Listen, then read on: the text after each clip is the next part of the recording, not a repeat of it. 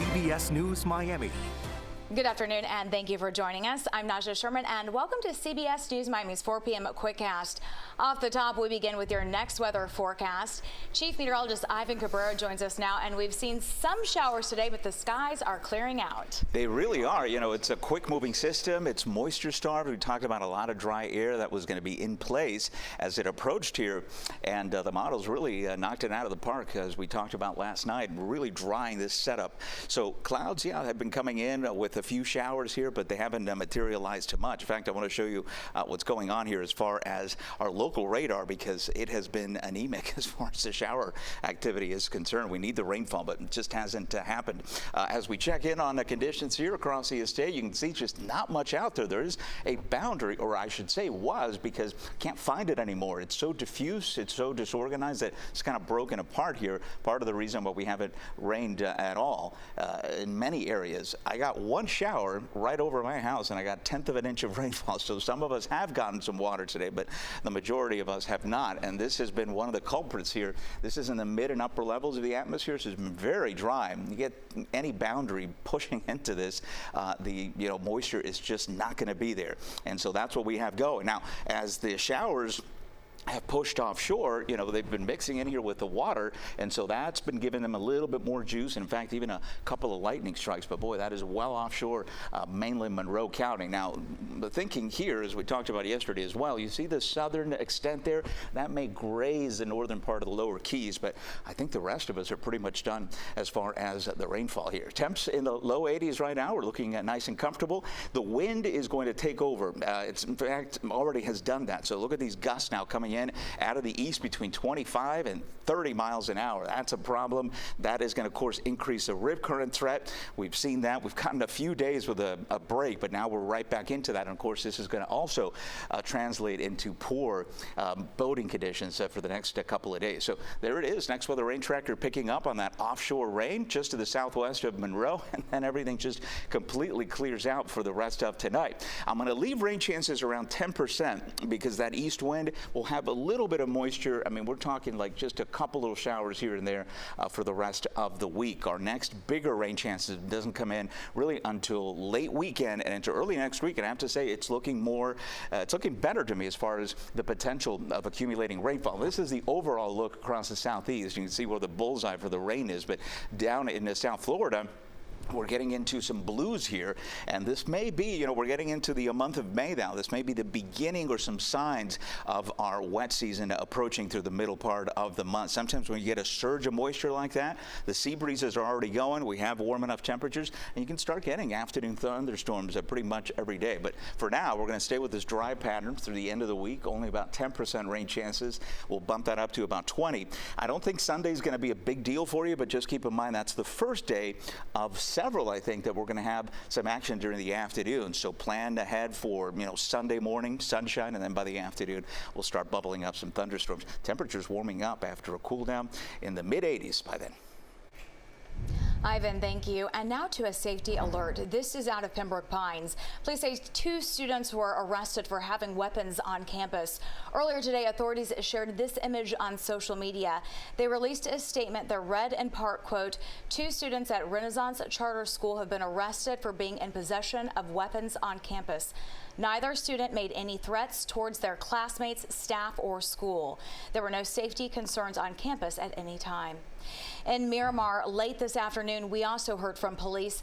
They say officials found a second gun at Miramar High School in just 2 days. They say a loaded gun was found near the locker room today. Police are trying to figure out who left it there. Yesterday, an 11th grader was arrested after an unloaded gun in his backpack set off a metal detector. He was arrested and charged with possession of a firearm on school property. Police say they don't know if the 2 gun incidents are connected. We will keep you updated on air and online. Caught on camera, surveillance video shows last week's deadly car dealership shooting in Southwest Miami-Dade.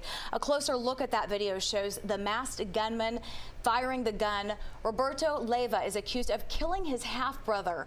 All of this happened in the Warehouse District. There were also children in a nearby business. Jose Rodriguez owns a couple of cheerleading gyms in the area.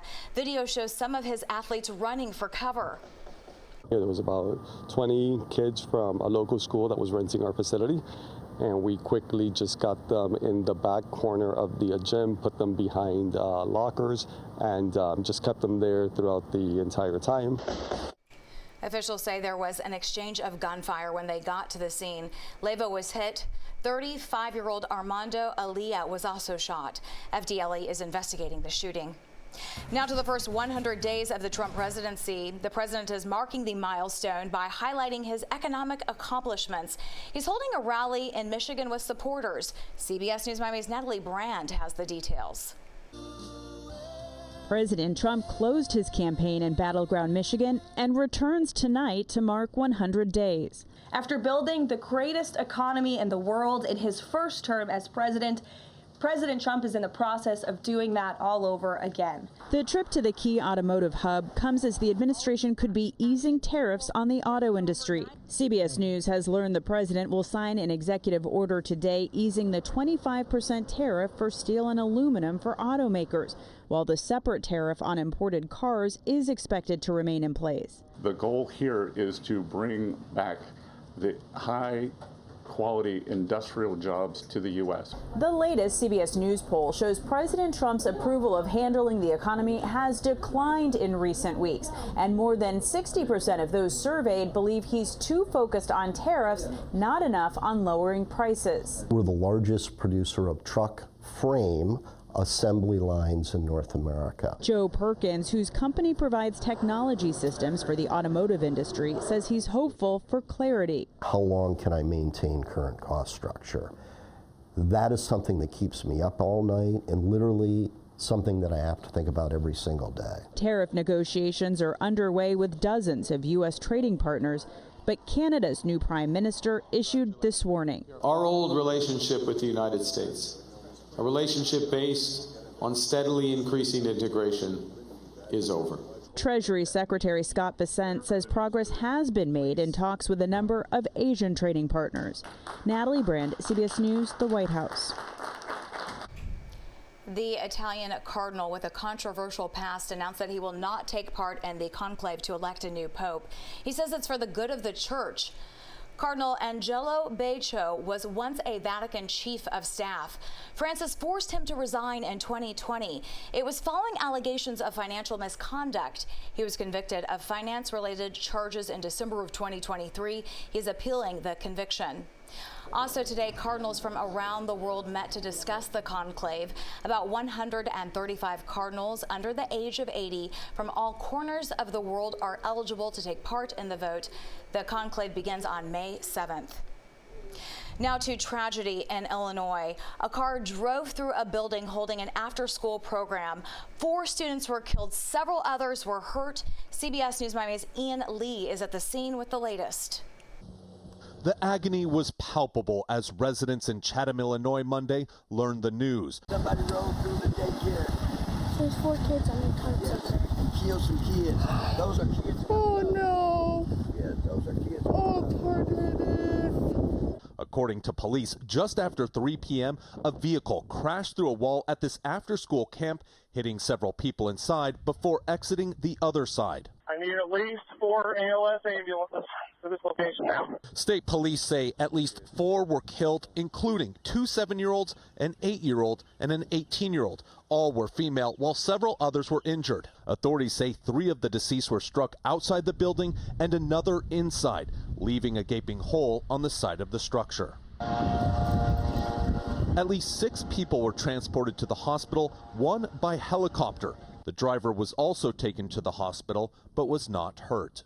Something like this happens, it just makes people's knees buckle. I just hope we can come out of this as a stronger community, because we're very tight-knit. Illinois Governor J.B. Pritzker echoed that sentiment, saying, quote, "My heart is heavy for these families and the unimaginable grief they're experiencing, something that no parent should ever have to endure." State police do not believe this was a targeted attack, but they're still investigating. Ian Lee, CBS News, Chatham, Illinois. Miami Proud is next. You will meet a combat veteran using his experiences to help others. Miami Proud is presented by FPL, working for you every single day. Learn more at fpl.com/value. In this week's Miami Proud, we shine the spotlight on a combat veteran who, after returning home from war, is using his experiences to help others. I learned more about this local hero making a difference. Following his deployment to Afghanistan as a U.S. Marine Corps scout sniper, Miami Beach VFW Post 3559 Senior Vice Commander Alex DeBrota says he struggled adjusting back to civilian life. So he set out to find ways to reclaim his joy and sense of purpose. He went back to school and started a company, creating an app called Badger, Operation Gamify. My solution is through a social app where you can connect with other people through competition so that you can have those three pillars: joy, social connection, and purpose. The app creates mission-oriented challenges as a way to connect with others. DeBrota explained how it works. You'll find a mission. Hey, this looks like a fun one. Let me do that. And then that becomes an experience. Then when you join that mission, you get to see all the other videos of everybody else that completed that mission, so you can connect with those people. The missions on the app are community service based with a focus on helping others. He has also organized numerous community service events and outreach programs. Lieutenant Matthew Ross with the U.S. Coast Guard Station Miami Beach says they've worked together for years. He says DeBrota understands what it means to serve his community and country. Some recent events we've worked with Alex on are the Toys for Tot delivery of Santa Claus. So we brought Santa Claus to the VFW post and helped distribute over 1,500 toys for children in need in the Miami area. DeBrota is a husband and father of 2 young boys. Those who know him say he has found a way to connect and heal not only himself, but help countless others. If you know someone whose story deserves to be shared, tell us about them. Email us at miamiproud@cbs.com. And that does it for your CBS News Miami Quickcast. I'm Naja Sherman. Stay tuned for more news right here on CBS News Miami, and have a great day.